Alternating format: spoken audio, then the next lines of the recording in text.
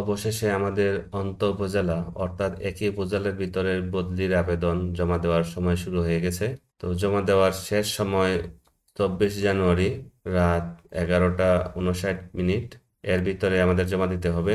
এখন জমা দেওয়ার জন্য আমরা সরাসরি এখানে ক্লিক করতে পারি শিক্ষক বদলির আবেদন, অথবা বাম দিকে দেখে মেনু বার আছে সেখানে বদলির আবেদন, এখানেও ক্লিক করতে পারি।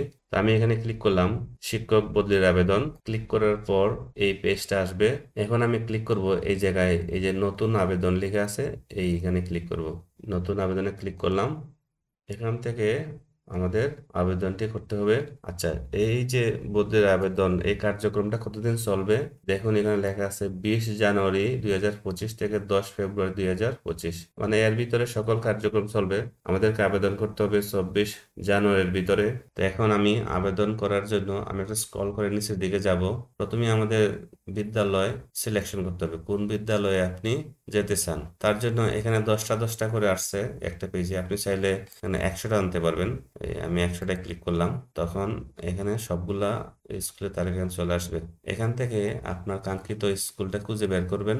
আমি এখানে আবার সবচেয়ে বেশি যে শূন্যপদ আছে এই স্কুলটার নাম আগে দেখাবে, তারপর নিচের দিকে অন্যান্য স্কুলের নাম দেখাবে। তো আমি আমার যে স্কুলটার জন্য ওনার আবেদনটা করব সেই স্কুলটা খুঁজে বের করি। হ্যাঁ, এইটা। প্রথমে আমি এটা সিলেক্ট করে দিলাম। দেখেন কিভাবে সিলেক্ট করতে হয়। ডান পাশে দেখেন এখানে যোগ করুন একটা বাটন আছে, যোগ করুন ক্লিক করলেই কিন্তু এই স্কুলটা আপনার পছন্দের তালিকায় যুক্ত হবে। তা আমি একটা যুক্ত করলাম আর একটা স্কুল দিব। এখানে সর্বোচ্চ 3টা স্কুল পছন্দের তালিকায় যোগ করা যায় এবং কমপক্ষে অবশ্যই একটা স্কুল দিতে হবে, একটার নিচে হবে না। এখানে দেখেন নিচে নিচে লেখা আছে 3টির মধ্যে 2টি বিদ্যালয় পছন্দের তালিকায় যোগ করা হয়েছে। তা আমি আসলে ওনার এই 2টা বিদ্যালয় যুক্ত করব, 3টা যুক্ত করব না, কারণ অন্যান্য স্কুলে আরো বেশি দুর্গম। এই 2টার যে কোনো একটা হইলেই ওনার ইচ্ছা। এই 2টার যে কোনো একটা অন্য কোনো স্কুলে যেতে চান না, কারণ এখানে অন্যান্য স্কুলের অবস্থান খুব বেশি ভালো না। তো এখানে 2টাই এই নির্বাচন করে আমরা এখন পরবর্তী ধাপে যাব। পরবর্তী ধাপের জন্য কি করতে হবে, এই যে দেখুন এখানে লেখা আছে সেভ করে এগিয়ে যান। তো আমি এখানে ক্লিক করব, সেভ করে এগিয়ে যান। আমি ক্লিক করলাম, এখানে পরের ধাপে আসলো। দেখেন এখানে যে বিদ্যালয়ের যে পছন্দ ক্রম এখানে লেখা আছে পছন্দের বিদ্যালয়ের তালিকা। তো পছন্দের বিদ্যালয়ের তালিকা যদি আপনি ভুলে কোনো বিদ্যালয়ের তালিকা যুক্ত করে ফেলেন সেক্ষেত্রে আপনি বাতিল করতে পারেন। এখানে ডিলিট বাটন আছে, ডিলিট করে দিলে এই যে এখানে এটা হচ্ছে ডিলিট বাটন, ডিলিট করে দিলে ডিলিট হয়ে যাবে। এখানে আর একটা আছে এডিট বাটন, এখানে ক্লিক করে কিন্তু আপনি বিদ্যালয়ের তালিকা এডিট করতে পারবেন। এখন আমাদের বদলির কারণ নির্বাচন করতে হবে।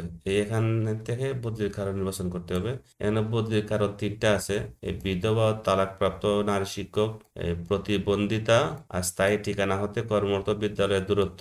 আপনি চাইলে 3টাই সিলেক্ট করতে পারেন যদি আপনার 3টাই থাকে। তো কমপক্ষে একটা অবশ্যই সিলেক্ট করতে হবে। আমাদের এই ম্যাডামের যে বদলির কারণ আসলে এটা স্থায়ী ঠিকানা হতে কর্মরত বিদ্যালয়ের দূরত্ব।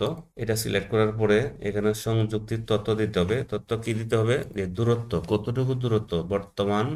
দূরত্ব বলতে স্থায়ী ঠিকানা হতে বর্তমান স্কুল যে যে কর্মরত স্কুলের দূরত্ব। উনি কোথায় বাস করেন বর্তমান ঠিকানা থেকে না, কিন্তু স্থায়ী ঠিকানা। স্থায়ী ঠিকানা কোনটা, ওনার নিয়োগপত্রে যে ঠিকানা উল্লেখ করা আছে অথবা ওনার স্বামীর বাড়ির ঠিকানা, সেটা স্থায়ী ঠিকানা। তো উনি নিয়োগপত্রে উল্লেখিত ঠিকানাকে স্থায়ী ঠিকানা ধরে বদলি হবেন। তো আমি ওনার যে স্থায়ী ঠিকানা থেকে বর্তমান স্কুলের দূরত্ব খুব বেশি না, মাত্র 4 কিলোমিটার। আমি 4 কিলোমিটার সিলেক্ট করে দিলাম। আপনারও সঠিকটা দিবেন, কারণ আপনি যদি বেশি দেন, মানে যখন 4 কিলোমিটার আছে দিয়ে দিলেন 20 কিলোমিটার, যদি এটিও স্যার সেটা মনে করেন যে আপনি অতিরিক্ত দিয়েছেন, সেক্ষেত্রে কিন্তু উনি আপনার আবেদন বাতিল করে দিতে পারেন। হ্যাঁ, তো সফটওয়্যারে কিন্তু এটুকু দূরত্ব দেওয়ার পরেও হইতে পারে যে স্কুলে আবেদন করলাম সেই স্কুলে যদি অন্য কেউ আবেদন না করে বা অন্যান্য যারা আবেদন করছে তাদের পয়েন্টের চাইতে যদি বেশি পয়েন্ট হয় তাহলে এই দূরত্ব দিয়েও ট্রান্সফার হওয়া সম্ভব। কিন্তু আবেদন যদি উনি বাতিলই করে দেন এই ভুল তথ্য দেওয়ার কারণে, তাহলে তো সেটা রইল না। তো আপনারা হিসাব করে দিবেন, সঠিক তথ্যটাই দিবেন। তো এখানে দূরত্ব, আর যদি আপনাদের একাধিক থাকে, মনে করেন যে একজন আপনার দূরত্ব দিবেন, আবার ওই বিধবা তালাকপ্রাপ্ত নারী শিক্ষক হিসেবে আপনি দিবেন যদি আপনি সেরকম কোনো কোর্স থাকে, সেক্ষেত্রে নির্বাচন করে ক্লিক করতে হবে। ক্লিক করে এখান থেকে কিন্তু একটা সংযুক্তি আপলোড করে দিতে হবে। এখানে আপলোড বাটনে ক্লিক করবেন, ক্লিক করে যেখানে আপনার এই ফাইলটা আছে সেটা দেখে দিবেন যে কোথায় সেভ করে রাখছেন। তো আমি এটা দিলাম। তো তো দেখুন এখানে একটা সমস্যা, সে বলতেছে, কি বলতেছে, দুঃখিত, যে ফাইলটি আপলোড করতে চাচ্ছেন তা নির্দেশিত ফাইল সাইজ অতিক্রম করেছে। তো এখানে ফাইল সাইজের একটা উম, ধরাবাঁধা নিয়ম আছে, সেটা হলো যে ফাইল সাইজ হতে 2 মেগাবাইট, এর বেশি হলে এটা আপলোড করা যাবে না। কারণ কোনো কারণে যদি আপনার ফাইলটা যখন স্ক্যান করেন, যখন বেশি বড় সাইজের হয়ে যায়, তখন আপনি কি করবেন, সেটাকে আপনি চাইলে রিসাইজ করে নিতে পারেন। তার জন্য আপনি যে কোনো একটা ব্রাউজার ওপেন করে সেখানে পিডিএফ রিসাইজ লিখে সার্চ দিবেন। সার্চ দিলে যে তালিকা আসবে, এখান থেকে একটা দেখেন প্রথম যে অ্যাড্রেসটা আই লাভ পিডিএফ, এই সাইটে ঢুকবেন। এটা খুব সহজে অনেক ছোট করে পিডিএফ ফাইলকে রিসাইজ করে দেয়। আমি এখানে ক্লিক করলাম, তারপর দেখেন এখানে কি বলতেছে, সিলেক্ট পিডিএফ ফাইল। আমি এখানে ক্লিক করে যে ফাইলটা আমি কম্প্রেস করব, মানে ছোট করব, সেই ফাইলটা আমি দেখিয়ে দিব। তো আমি এই ফাইলটা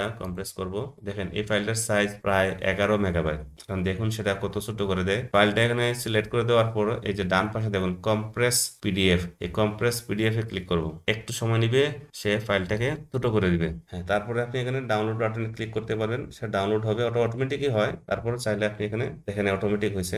এখন দেখুন ফাইল সাইজটা কতটুকু হয়েছে, আগে ছিল 11 মেগাবাইটের উপরে, এখন আমি সেটারে কম্প্রেস করলাম। এই ফাইলটার সাইজ আমি একটু রাইট ক্লিক করে প্রপার্টিসে ঢুকি, দেখুন এখানে ফাইলের সাইজ মাত্র 124 কিলোবাইট মাত্র, হয়েছিল 11 মেগাবাইট, হয়ে গেছে 124 কিলোবাইট। আচ্ছা, এভাবে আপনারা প্রয়োজন মতো আপনাদের পিডিএফ ফাইলটা রিসাইজ করে নিতে পারেন। তো আমি এখানে তালাকপ্রাপ্ত নারী শিক্ষক এটা দিব না, কারণ উনি ওই ক্যাটাগরিতে পড়েন না, তাই আমি এটা বাতিল করে দিলাম। ওনার শুধু একটাই ক্যাটাগরি, সেটা হচ্ছে দূরত্ব। এখন বিদ্যালয়ে দুটা নির্বাচন করলাম, আমি পছন্দের তালিকায় যুক্ত করলাম, তারপর কারণ দিয়ে দিলাম, আর দূরত্ব দিয়ে দিলাম। এখন আমি কি করতে পারি, সেভ করে এগিয়ে যা, সেখানে ক্লিক করতে পারি।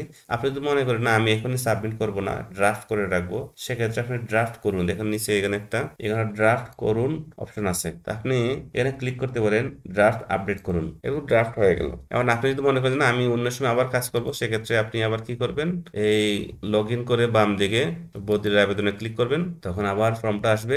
আসলে এই দেখুন এখানে লেখা আছে আপডেট করুন, ড্রাফটের পাশে আছে আপডেট করুন। আমি আপডেট করুনে ক্লিক করলাম। ক্লিক করলে কিন্তু আবার ফর্মটা পূর্বের অবস্থায় ফিরে আসবে, যেখানে আমি ড্রাফট করেছিলাম। তারপর আপনি যদি মনে করেন সব ঠিকঠাক আছে, আপনি এই সেভ করে এগিয়ে যান, এখানে ক্লিক করবেন। এখানে সেভ করে এগিয়ে যান, এখানে ক্লিক করতে হবে। আমি ক্লিক করলাম। এখন দেখুন এখানে সেভ করে এগিয়ে যান, এই বাটনটা নিষ্ক্রিয় অবস্থায় আছে, আমি কিন্তু আর সামনে এগিয়ে যেতে পারছি না। কারণ আছে, কারণটা হলো এখানে দেখুন একটা অঙ্গীকারনামা দিছে, আর এখানে একটা বক্স আছে, এই বক্সের ঠিক চিহ্ন দিতে হবে। এখানে কি লিখছে, আমি স্বীকার করছি যে দাখিলকৃত সকল তথ্যাদি ও কাগজপত্র সঠিক রয়েছে। আপনি যখন এখানে টিক চিহ্ন দিবেন, সাথে সাথে নিচের দিকে সেভ করে এগিয়ে যান, এই বাটনটা সক্রিয় হবে। টিক চিহ্ন দিতে হবে, টিক চিহ্ন না দিলে এটা সক্রিয় হবে না। আমি টিক চিহ্ন দিলাম, দিয়ে সেভ করে এগিয়ে যান, ক্লিক করলাম। দেখুন আবেদনটা এখানে শো করতেছে, আবেদনটা দেখবেন ঠিক আছে কিনা।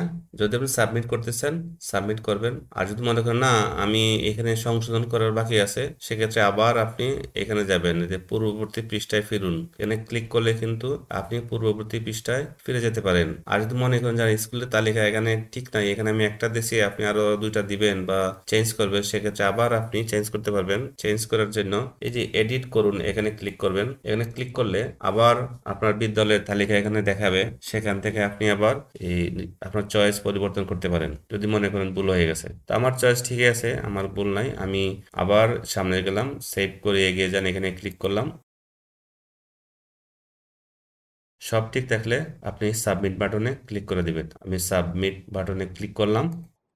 এখন দেখুন সে একটা ওটিপি চাচ্ছে, যে আপনার যে মোবাইল আইপিএমএস এর যে মোবাইল নাম্বার আছে, সেই মোবাইল নাম্বারে একটা ওটিপি গেছে, সেই ওটিপিটা এখানে দিলেই আপনার আবেদনটা কমপ্লিট হয়ে যাবে। আমার মোবাইলে এই ওটিপি চলে আসছে, আমি এখন ওটিপিটা দিব।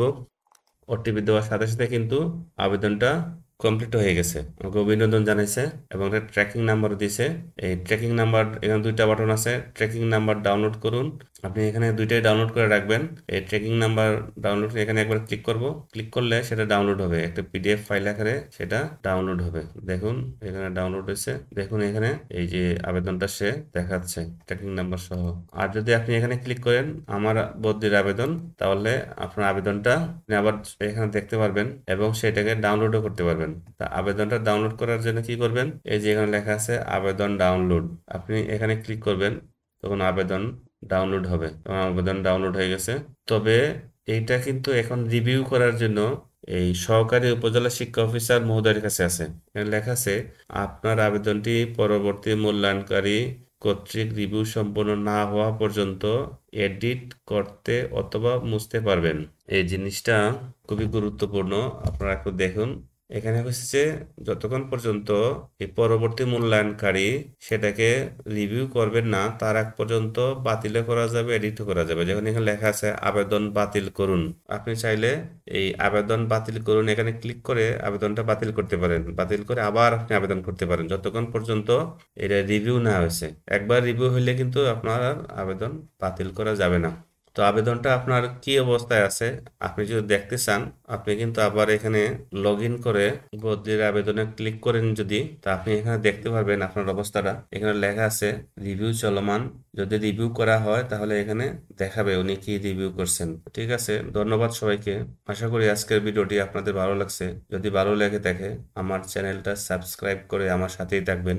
আর পরবর্তী ভিডিওর নোটিফিকেশন পেতে চাইলে বেল আইকনটি অন করে রাখবেন। ভিডিওটি শেষ পর্যন্ত দেখার জন্য আপনাদের অসংখ্য ধন্যবাদ।